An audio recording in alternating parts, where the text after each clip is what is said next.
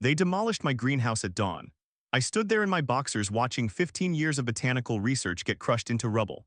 Margaret Whitfield, HOA president, blonde bob perfect even at 3 a.m., pink blazer button tight, sipped coffee while men with sledgehammers destroyed my life's work. Inside that greenhouse, plants worth $750,000, rare specimens used in cancer research. Some took 30 years to cultivate, she knew. She researched everything before ordering the demolition. Then tossed them in a dumpster like garbage. Weeds are weeds, she told news cameras later, playing the victim perfectly, but Margaret made one fatal mistake: she put it all in writing. Her emails proved she destroyed my collection intentionally for profit. What started as HOA abuse became a federal investigation. This is how I turned my demolished greenhouse into a $750,000 lawsuit and exposed a criminal conspiracy. The face-to-face courtroom confrontation will leave you speechless. Comment right now and tell me where you're watching from. I read every single one. I'm standing in what used to be my greenhouse at dawn. Glass shards everywhere. Twisted metal frames jutting from concrete like broken ribs. The smell of crushed soil and destroyed plants fills my nostrils. This was my sanctuary, now it's a crime scene. Let me take you back 3 months. My name's David Anderson, 38 years old, botanical researcher. This isn't some hobby, this is my life's work. 15 years of collecting rare medicinal plants from 6 continents. Plants that universities study. Plants that pharmaceutical companies pay me to cultivate for cancer research trials. I inherited this property from my father 2 years ago, quarter-acre lot in suburban Virginia. Nothing fancy, but the land. Perfect soil composition. Ideal climate. I built the greenhouse myself. Custom climate control systems, humidity sensors, temperature regulators, specialized grow lights that cost more than my truck. Inside. Specimens worth more than most people's houses. My wife Sarah thought I was crazy at first, spending every weekend working with plants instead of watching football, but she saw the passion, she saw the purpose. She supports me even when our bank account screams at us. My neighbor Tom, retired Marine, 62 years old, still does 50 push-ups every morning. He gets it, helps me haul soil. Checks the systems when I'm traveling for conferences. Good man, best neighbor you could ask for, everything was perfect. Then the letter arrived, standard white envelope, HOA letterhead. I didn't even know we had an active HOA. The previous owners never mentioned it. I rip it open standing at my mailbox. Violation of community aesthetic standards. I read it 3 times. My greenhouse violates what? Next day she shows up. Black luxury SUV pulls into my driveway. Driver's door opens.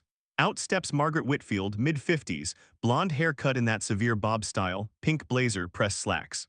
Heels that click on my concrete like a countdown timer. She doesn't knock, just walks straight to my greenhouse.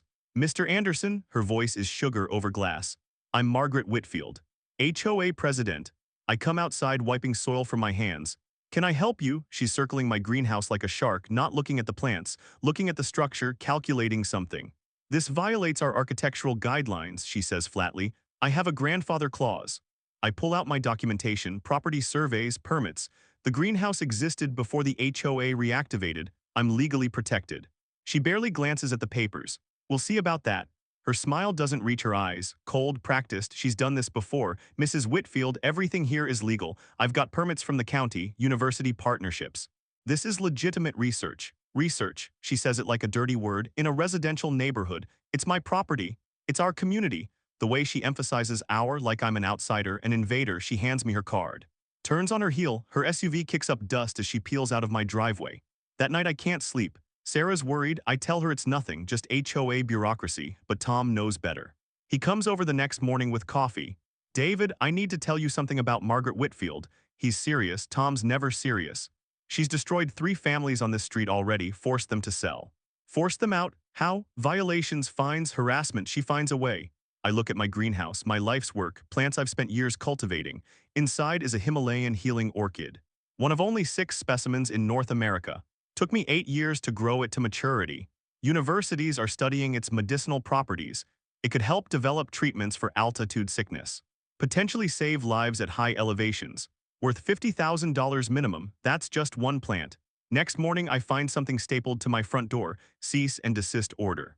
My greenhouse is now declared a public nuisance. I have 30 days to remove it or they'll do it for me. Sarah finds me standing there, paper shaking in my hands. David, what's wrong? That's when we notice the car.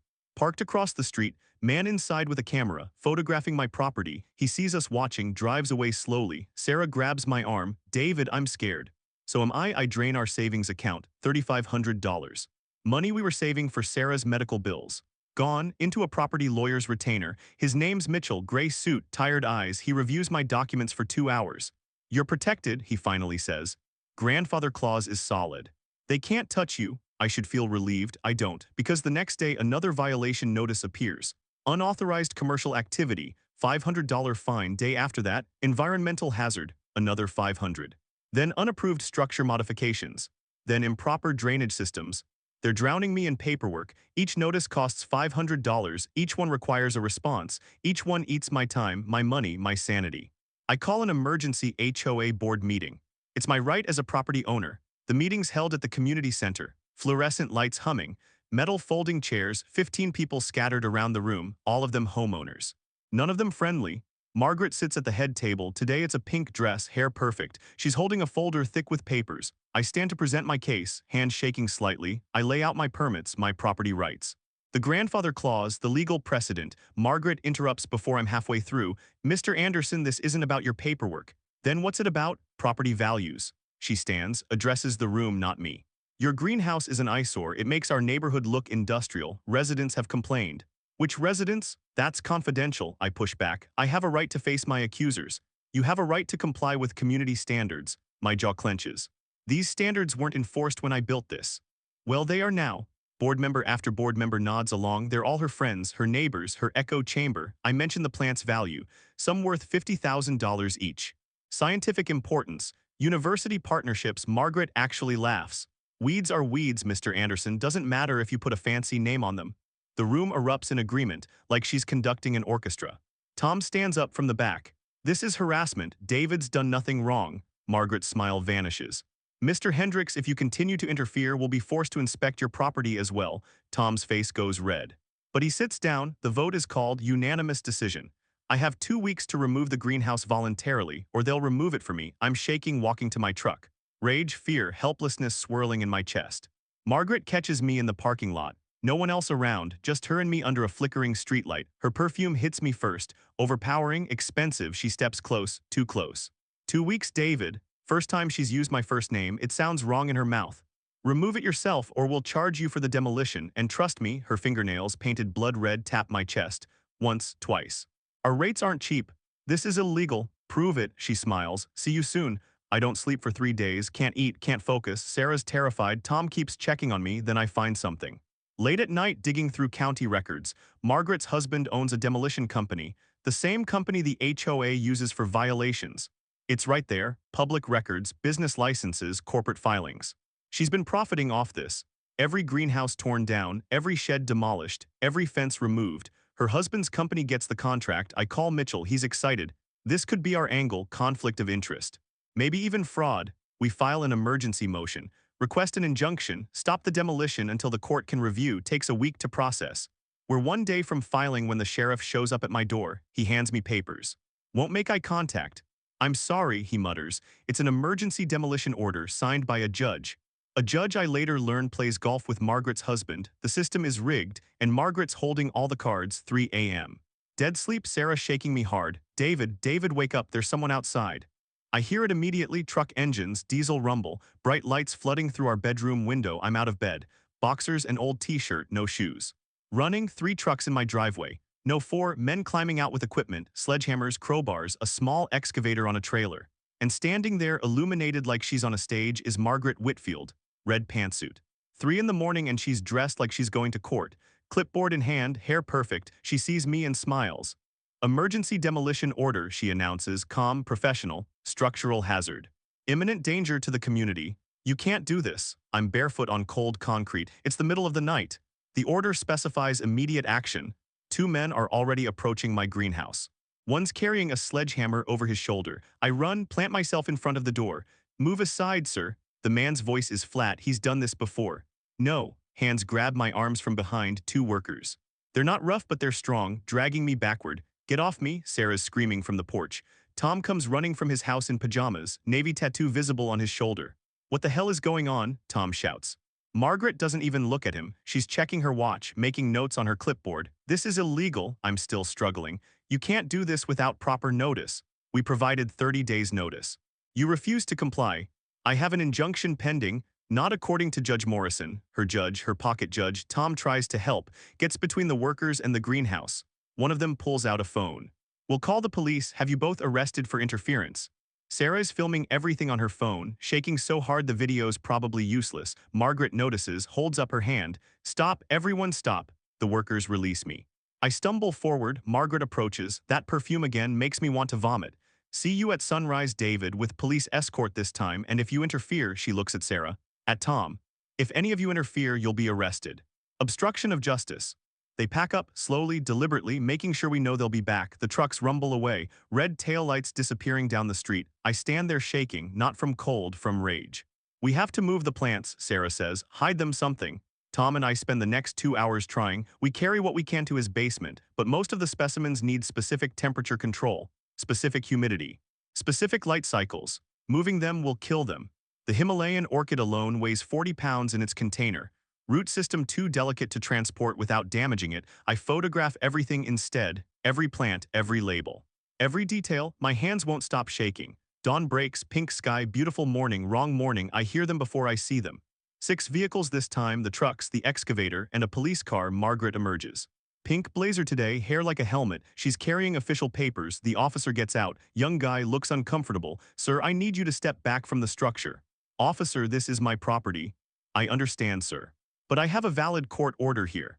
He shows me the papers, everything's legal, everything's signed. Sarah grabs my hand. David, don't. The officer looks at me.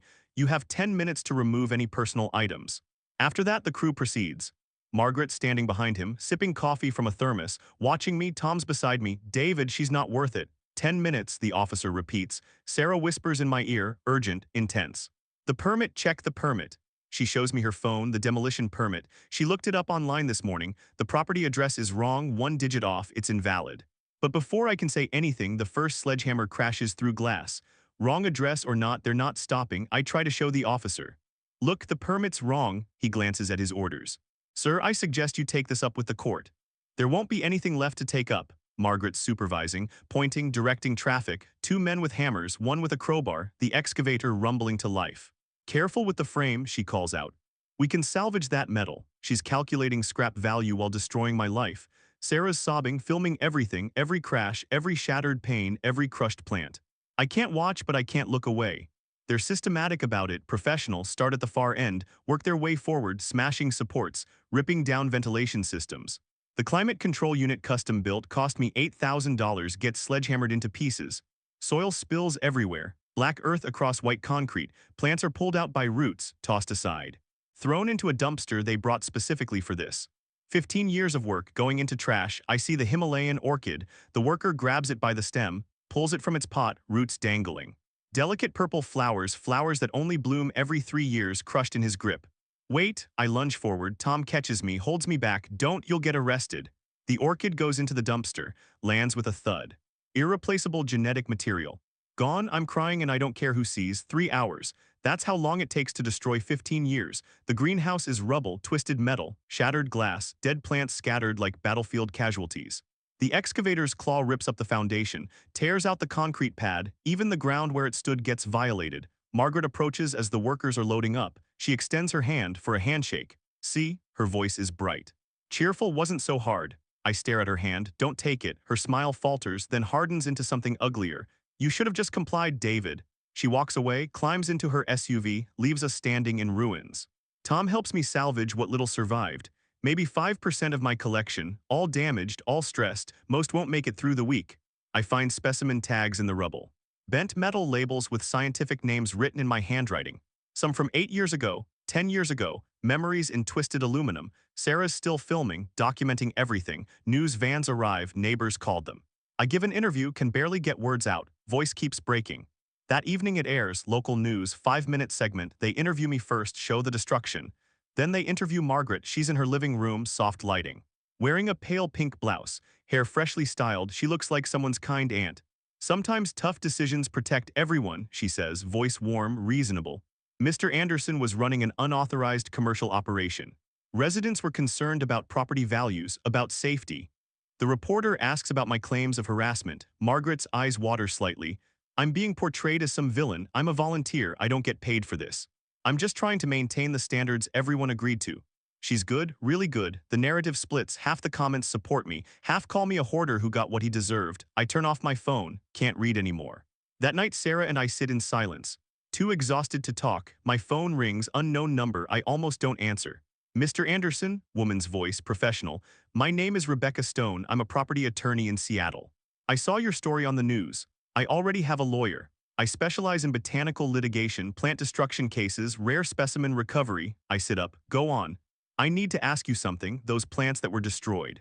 How much were they actually worth? I tell her, itemized list, species names, market values, research significance. She's quiet for a long moment. Mr. Anderson, if you're willing to fight this, I think we have a case. A big case? How big? $250,000 minimum, maybe more, possibly a lot more. Sarah's looking at me, hope and fear mixed in her expression. What do you need from me? I ask. Everything, every document, every photo. Every receipt, and we need to move fast before evidence disappears. I look out the window, my ruined greenhouse silhouetted against the night sky. When can you get here? I'll be on a plane tomorrow morning.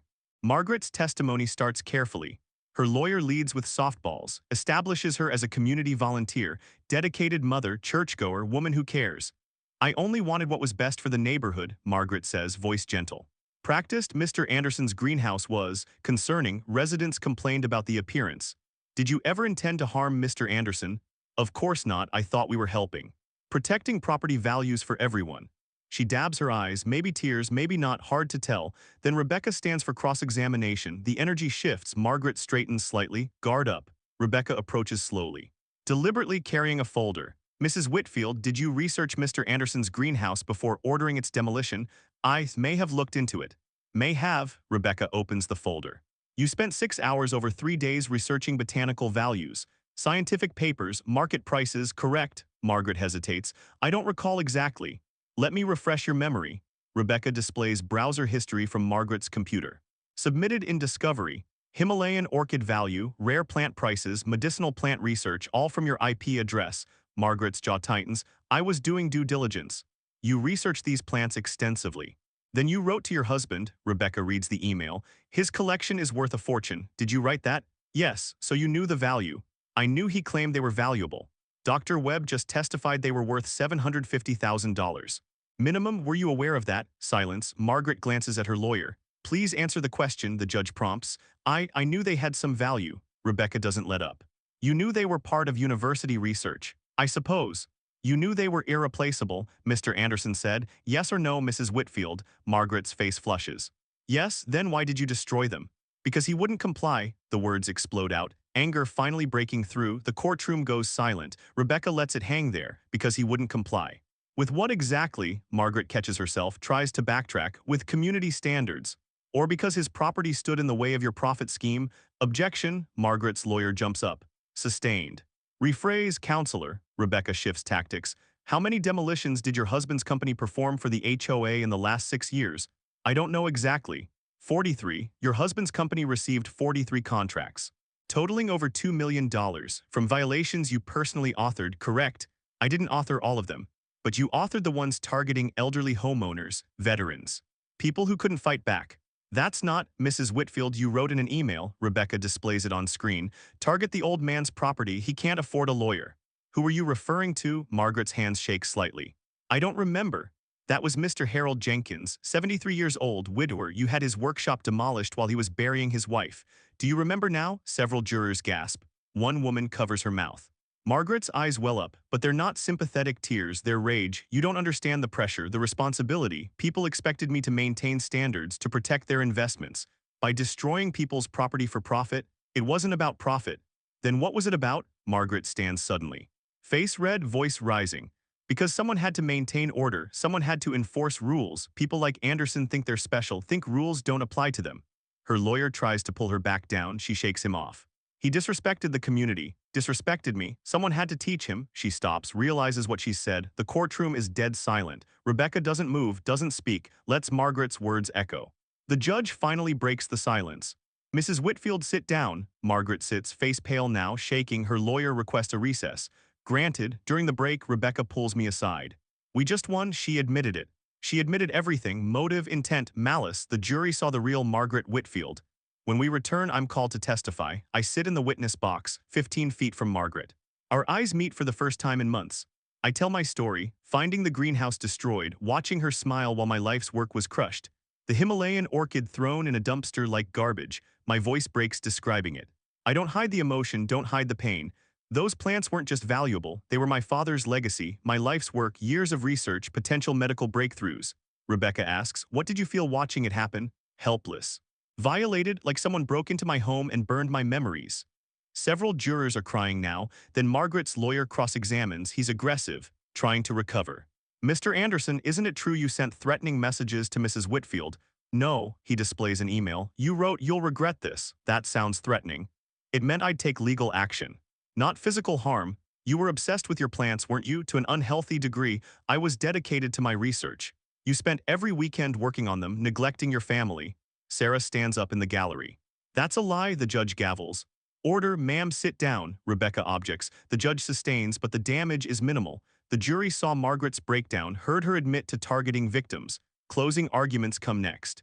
Margaret's lawyer tries to salvage it, talks about community standards, about following rules, about Margaret being a scapegoat. Rebecca's closing is devastating. Margaret Whitfield knew exactly what she was doing, she researched. She planned, she profited, she destroyed 43 properties, ruined lives, all for money. Rebecca points at Margaret. She's not the victim here, she's the predator. Jury deliberates for 2 days. I can't eat, can't sleep, can't think. When they return, the forewoman won't look at Margaret. My heart races. On all counts, we find the defendant guilty. The word guilty echoes through the courtroom like thunder. Margaret's face drains white. Her lawyer grabs her arm. She's shaking. The jury forewoman continues reading, count after count. Guilty, guilty, guilty, intentional destruction of property, fraud, conspiracy, racketeering, every single charge. The gallery erupts, people cheering, others crying. The judge gavels for order. Margaret sits frozen, staring straight ahead, her perfect composure finally shattered. Sarah's squeezing my hand so hard it hurts. Tom's smiling, actually smiling, first time I've seen that in months. Rebecca leans over, whispers, we did it. But it's not over. Sentencing comes in 3 weeks. Margaret's lawyer immediately files for appeal, motion for new trial, every legal maneuver available, desperate, all denied. The media circus explodes, news vans outside the courthouse, my phone won't stop ringing, everyone wants interviews, statements, reactions, I keep it simple. Justice was served. No one should lose everything because someone abused their power.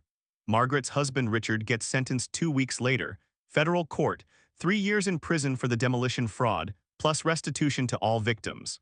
Their assets are frozen, house goes up for sale. Margaret's lawyers drop her when their fees stop getting paid. Then it's Margaret's sentencing day. She stands before the judge wearing a simple pink cardigan, hair less perfect now.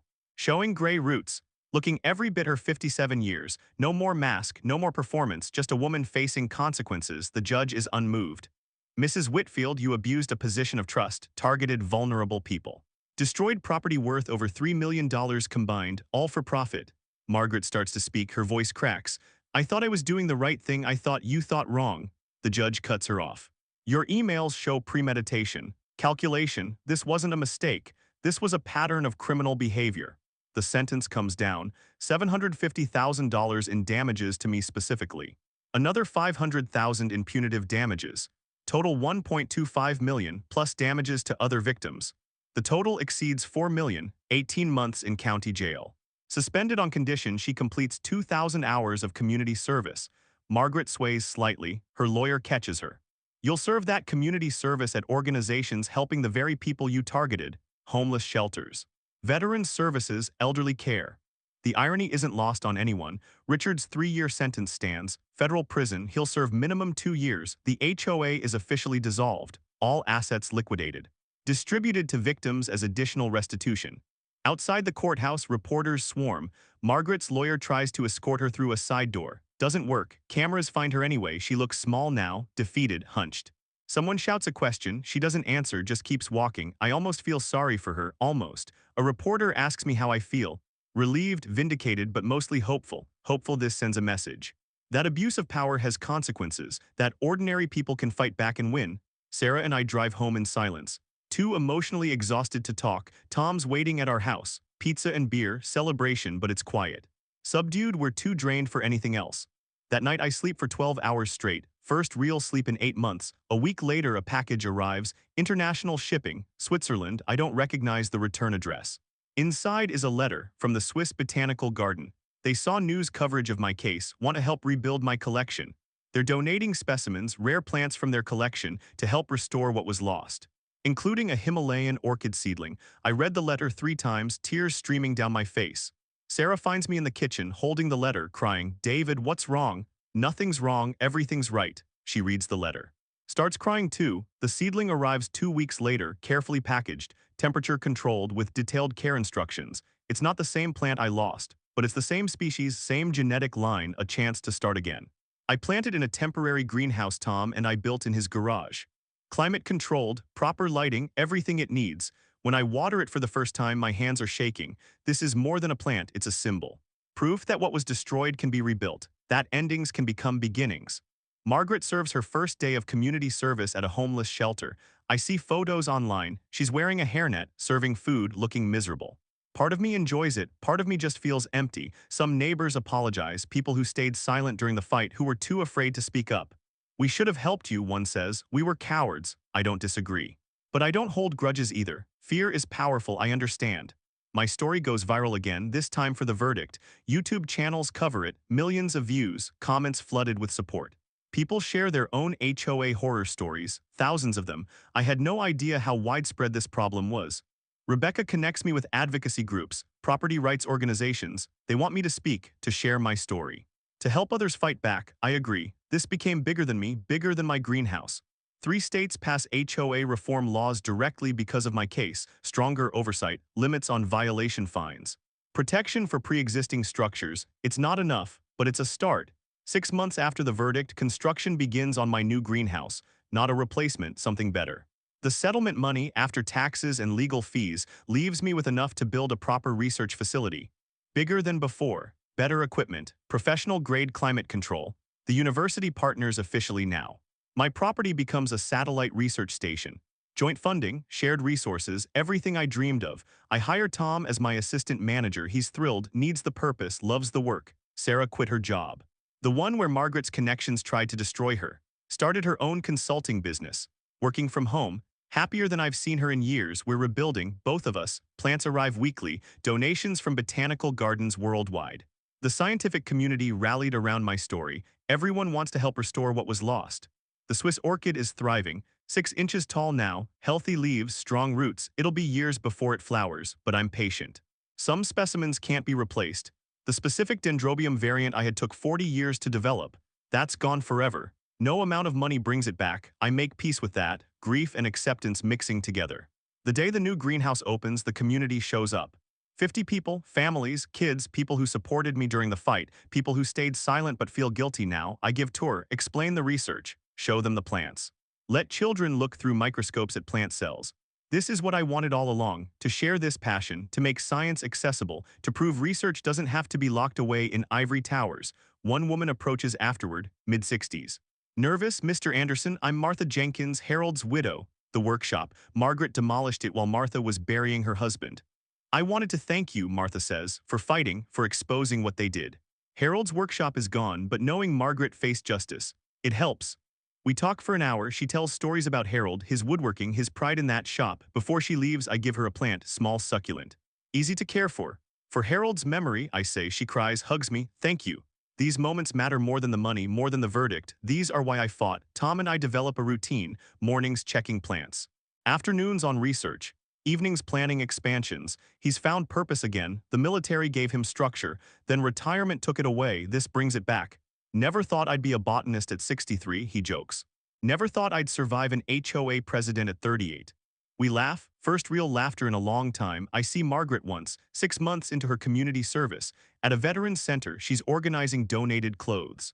Hair tied back, no makeup, looking exhausted. Our eyes meet across the room, just for a second. I don't approach, don't speak, just acknowledge the moment. She looks away first. I don't know what she thinks about, if she has regrets. If she understands the damage she caused, doesn't matter anymore. She's facing consequences, that's enough. My sister's cafe recovered, business better than ever. The harassment stopped when Margaret fell. Other victims contact me constantly. People fighting their own HOA battles, asking for advice, for hope. I connect them with Rebecca, with advocacy groups, with resources. Some win their fights, some lose, but they're not alone anymore. That matters. Rebecca and I stay in touch. She's taken on 5 more HOA abuse cases, pro bono, making it her specialty. Your case changed everything, she tells me. Open doors, now we can fight these bullies. 3 states passed reform laws. 5 more have bills pending. My story became a catalyst, proof that change is possible. The documentary comes out, Netflix, hour-long special. They interviewed me, Sarah, Tom, Rebecca, even some jurors. Margaret declined to participate, probably wise. It's surreal watching my life become entertainment, but the message matters, abuse of power, fighting back, justice, millions watch it, comments explode again. Support, outrage. People demanding HOA reform nationwide. Local government takes notice. County supervisors propose new regulations. Oversight committees, appeal processes, protection for homeowners. It's slow, bureaucratic, frustrating. But it's movement, progress. Tom and I stand in the greenhouse one evening. Golden sunset light filtering through glass, plants thriving everywhere, temperature perfect, humidity ideal, everything growing. You did it, Tom says quietly. I shake my head. We did it, you, Sarah, Rebecca, everyone who refused to let them win, still must feel good. It does, but it's not about revenge anymore, it's about this.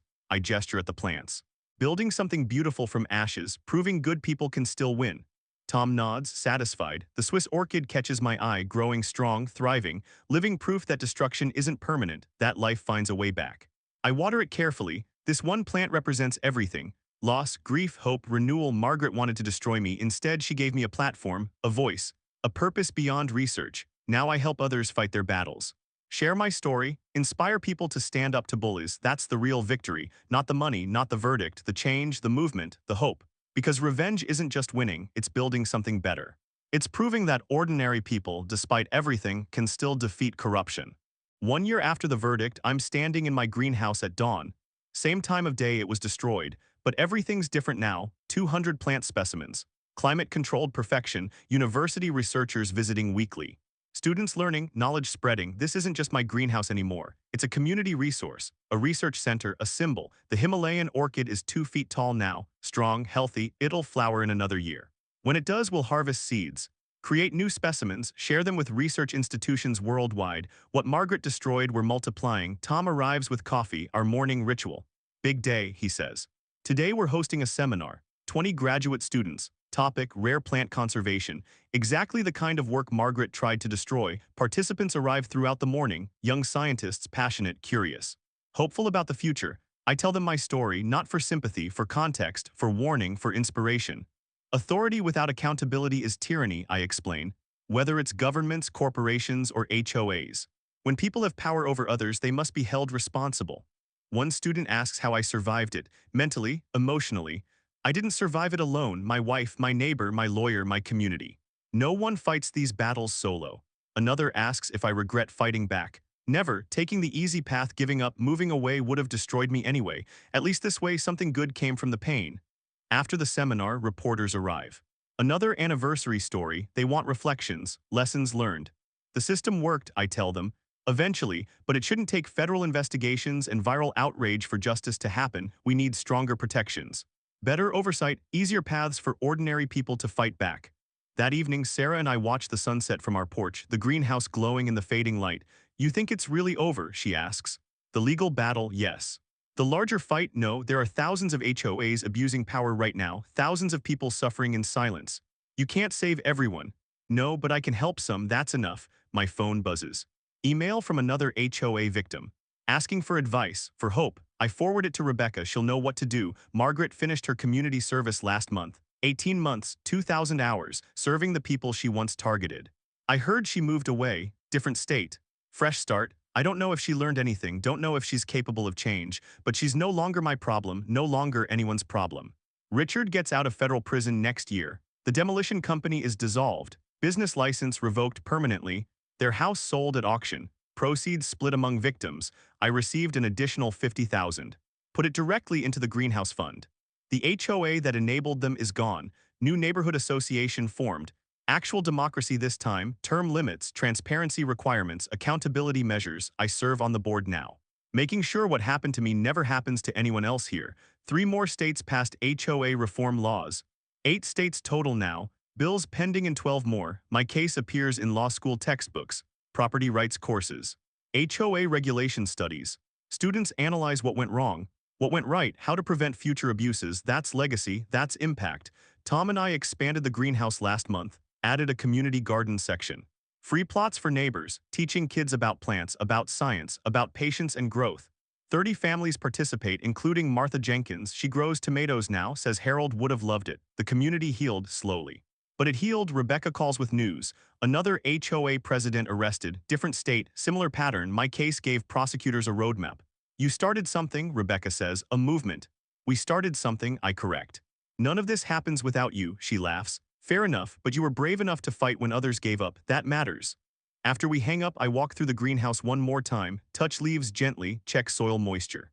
Adjust temperature controls.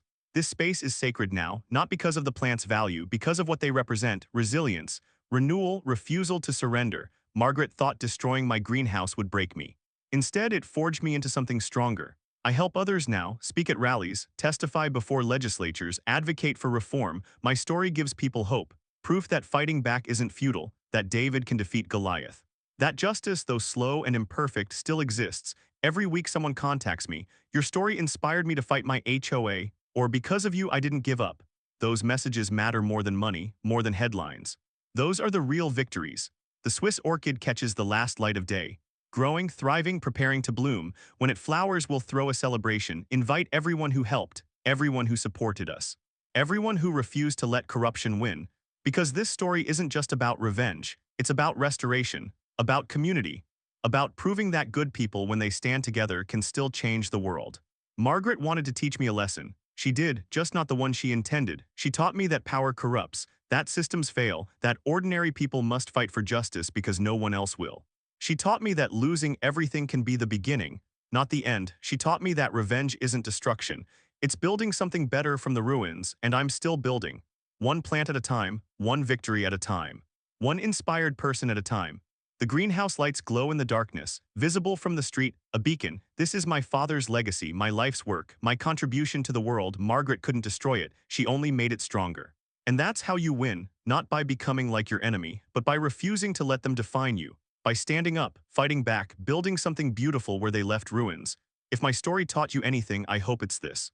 Don't surrender to bullies, don't accept injustice. Don't believe you're powerless, you're not alone, you're stronger than you know, and change is possible. Fight back, stand up, build something beautiful, because that's how good people win. If this story moved you, inspired you, or made you think differently about standing up to corruption, leave a comment below. Tell me your thoughts, share your own story. Let's build a community of people who refuse to accept abuse of power. Your voice matters, your story matters. Together we're stronger than any bully, so drop that comment right now. I read every single one. Let's start a conversation about fighting back and winning.